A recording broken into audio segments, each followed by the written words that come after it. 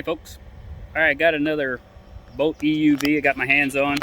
The other one, they got it in on Wednesday. It was sold on Saturday. I barely got to look at it. Good thing I was there when the truck unloaded it.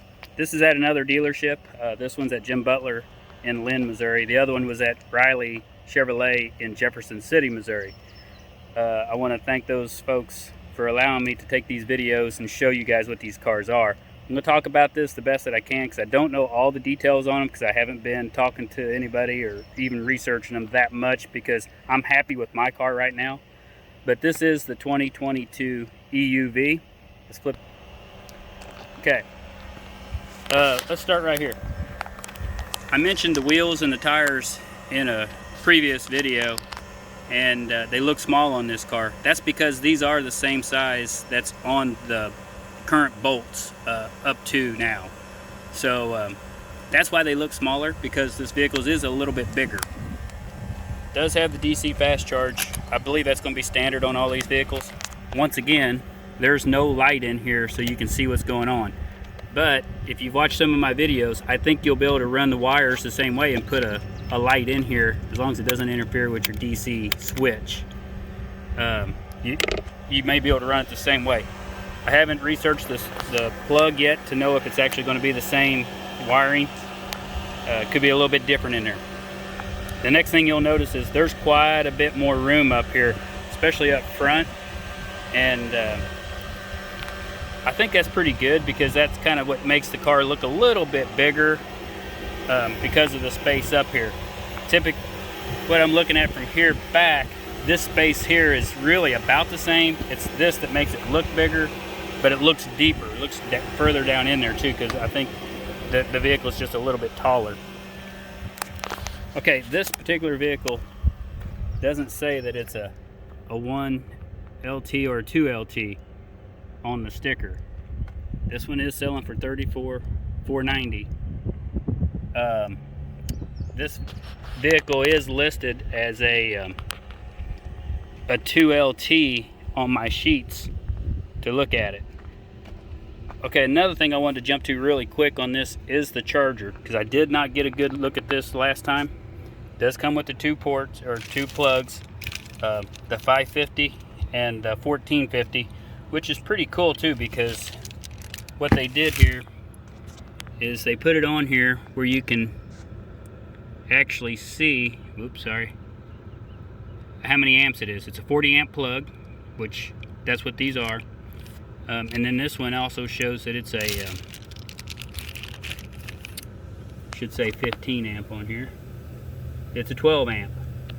So that's kind of nice that they actually put that on there for folks. And this is the plug end that's going to go into the charger itself. The charger does not have a name on it to know who manufactured it for Chevrolet that I have found as of yet. But I did research this number right here. You can Google it too, you can look it up. I forget the name of the company, it's one I'm not familiar with. I'll have to add that into the video at the end. But this is a 220 and a 110 charger. Here's something that I found that was kind of unique on this. I didn't realize it's kind of funny. Now the plug I showed you, that 1450, is a 40 amp. This is going to charge at 32 amp. So just because you have this 40 amp plug doesn't mean you're going to get 40 amps out of this machine. You're going to get 32 is what I'm going to guess at peak. So more realistically, you're probably going to see 28 to 32 amps, maybe just a touch more, like my home charger does, just a little bit more sometimes. Comes with its own book. It's really pretty good. It actually kind of breaks it down for people, first time EV owners who don't know anything about how electricity works or what to expect, and if you have problems with stuff. It kind of has a troubleshoot thing there. I'm not really going to spend a lot of time on this. I'm just going to kind of show you guys, and it's in multiple languages as well. So okay, let's go inside. This is where it's kind of, I'm confused, because these are cloth seats, and if this is the 2 LT, I would think that that's the Premier model. All the Premiers up to this point on the cars are all leather seats. So I'm confused why this has cloth. So I'm going to ask about that, and I'll have the answer at the end of the video. Like I said, I'm going to go talk to some folks and get some more information. Okay. We can look at this again. If you haven't experienced one of these cars, like I said, this is all brand new to you. This is the most technical that you can get on this screen. There's other options to make this screen look simpler. You can make it look like a Honda Accord screen. Some people like that. Me personally, I don't care for it, because I'm not a Honda guy. Not that I don't like them. I haven't messed with them. It's showing 256 miles on this range. That's because it's basing it off of the miles per kilowatt. That's 1.8. This is for folks who don't know about electric cars. That's based on that 1.8 miles per kilowatt. 213 is what you're going to average if you continue to drive it like it is. That's pretty good, really. I'm kind of thinking this car might actually perform better than my 20 model. So let's go back over here. I've had comments from people about the screen size on these that I said, well, it looks bigger. I actually did kind of halfway measure it. Didn't have a tape measure with me, but I am seeing an inch wider in length, basically, on this screen, and an inch taller on this screen than my screen. Now, somebody did mention that the bezel on my car is covering some of that up. Okay, I get it. I buy that. That's probably right. Because this doesn't utilize, all of the screen. It's got a ½ inch probably all the way around it, so that makes sense.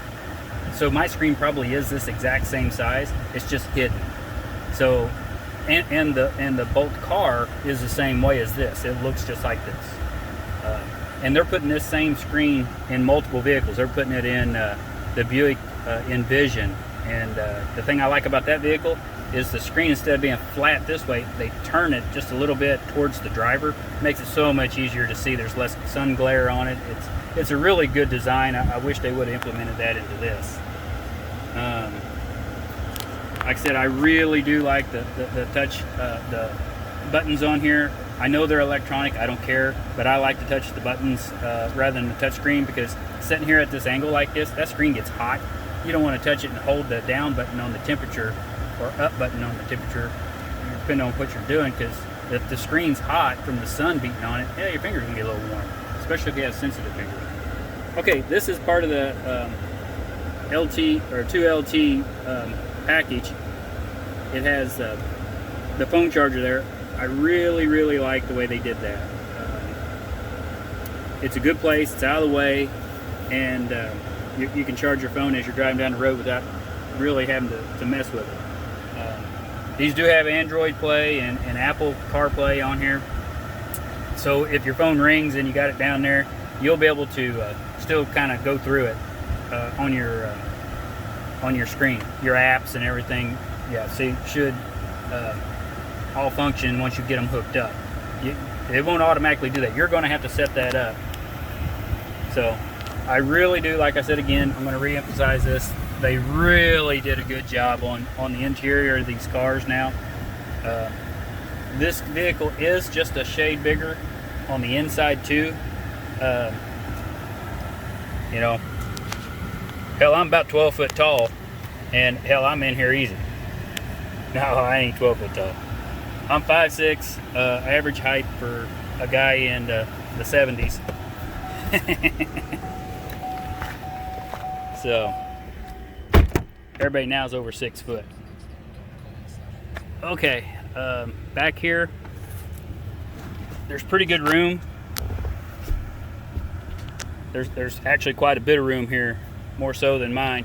What I don't like that they haven't done on this particular one, I need these pockets right here because I put paperwork in there while I'm working, because I work out of the back seat of my car.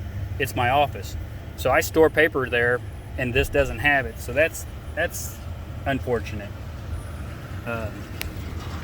Hopefully they'll add that to it. Okay, once again, there's no heated seats. I haven't seen it in any vehicle. I will verify that and post it at the end of the video. All right, thank you, folks. I'm going to get back to work. Got a truck coming in to drop some more vehicles off, so I'll see y'all later. Thanks.